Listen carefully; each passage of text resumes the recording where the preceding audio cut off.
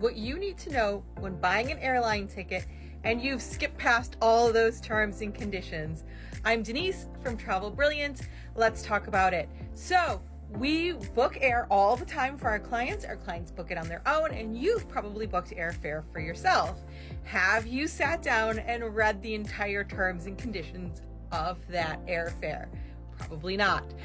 So let's talk about some of the things that you may not know about that contract of carriage. Now, every airline has a contract of carriage. Within the US, there are certain parameters within that contract that are universal. And one thing that you guys may see pop up in that contract is reference to the Warsaw Convention.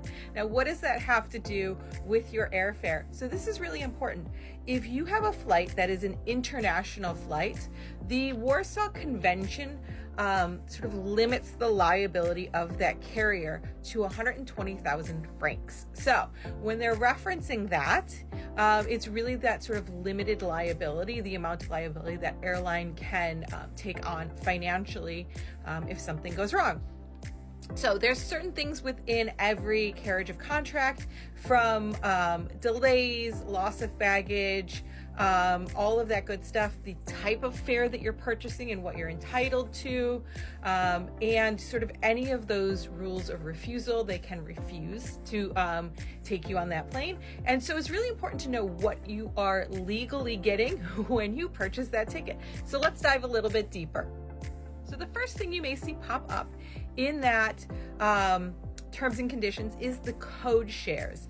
And if you don't know what a code share is, it means that if you've booked, for example, a Delta flight, you could be flying on one of their partner airlines. So Delta is selling you the ticket, but they're selling you a ticket for WestJet, for Air France, for another airline that they are in partnership with.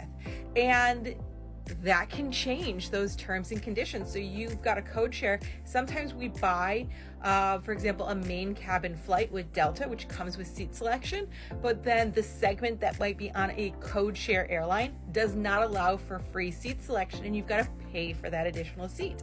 And the baggage can be different from airline to airline. So it's really important to understand that when you purchase a flight, you may not be flying on that one airline the entire way through, especially on our international flights. The next thing you need to be aware of is not all fare classes are equal. I think we all understand the difference between like first class and economy, but now there is a wide breadth of different fare classes. So we have business first class, we have premium economy, we have main cabin economy, and then we have basic economy. And especially with those basic economy flights, you're going to want to be really, really careful, because many airlines, that is a no frill fare. So no checked bag, no carry-on bag in some cases, no seat selection. So again, that is going to be the least expensive fare, but it's going to come with the least amount of amenities. Also, with those fares, you often don't get assigned a seat until you arrive at the airport, or you do that check-in 24 hours ahead of time, and those can be the first people that are bumped if that flight is oversold. Next, let's talk about airline schedules. So this is a tough one. If you purchase a schedule and that schedule changes significantly between the time you've purchased it and the time it departs, you can often do a change for no additional fee. And that is a courtesy to you because that flight has changed so significantly. However, you might not have an option for a better schedule, especially, and this one's really tough. I have clients who pay extra money to get that direct flight, and suddenly that direct flight is canceled, and the only options are options that include a layover. And you are not entitled to any refund in that fare difference between that original, more expensive direct flight and the new flight with the connection. So that is something to be aware of, that if you spend the money for that extra to get that direct flight or that nonstop flight, you could be in a pickle, and you're not going to have any sort of financial repercussions or financial reward for that inconvenience. So that is something really important to know as part of the contract of carriage. They can and do change schedules as long as they are getting you to your final destination. That is all that they are obligated to do. And you can pick a schedule if there's a significant change, but it might not be what you originally wanted or even close to what you've originally purchased. Finally, let's talk about delays and cancellations. So sometimes those flights are canceled well in advance and we get a new schedule or those changes happen. But when day of travel happens and we have delays and cancellations, it's really important to know what you are owed. So if the delays or cancellations are due to weather or things outside of the airline's control, then they don't owe you anything. They don't owe you a meal credit. They don't owe you a hotel. They don't owe you anything for changes that happen due to circumstances outside of their control.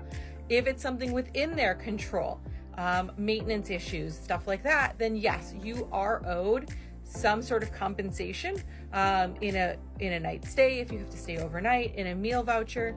But here's the thing to remember: when those kind of things happen, you are with 100 or more people trying to get that sorted.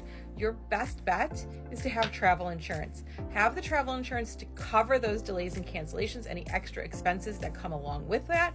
And then we can kind of go and see what the airline has offered and apply that later. Sometimes, like Delta, they'll just throw a hotel voucher right into your app so you don't even have to wait online.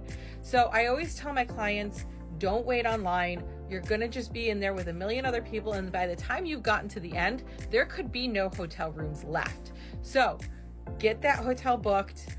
See if there's a voucher in your app. That's why it's always so important to make sure that you have the airline's app, because that's going to be where you're going to get the quickest information. Sometimes that app gets that update before the counter staff at the airline get that information. So again, if it is not something within the airline's control, they technically do not owe you any kind of compensation. The final thing I'm going to touch on that some of you guys might not know is the cabin experience. So we all know that when you're booking a flight and when you're at the airport, there's a whole bunch of things that you are not allowed to take on board: firearms, aerosols, things like that. And I think we've all kind of got that down. But what you guys may not know is that in certain countries, when you land, that plane is sprayed an insecticide because they do not want to bring any outside or foreign animals, creatures, insects into that country. It is a fragile ecosystem. So be aware that it is something that could happen on your flight. They may be sprayed with insecticides inside the cabin. And so we can always talk about which countries do that and why it's important, but it is something that you should be aware of before you book the flight so that you're not surprised when it happens. There are a whole bunch of other rules, and I'm happy to get into a deep dive with those, but those were some of the ones that I thought maybe you guys would want to hear about. They might not be as obvious to you when you're booking flights, so you can always reach out to me if you have any other questions. I'm Denise from Travel Brilliant, and I will see you real soon.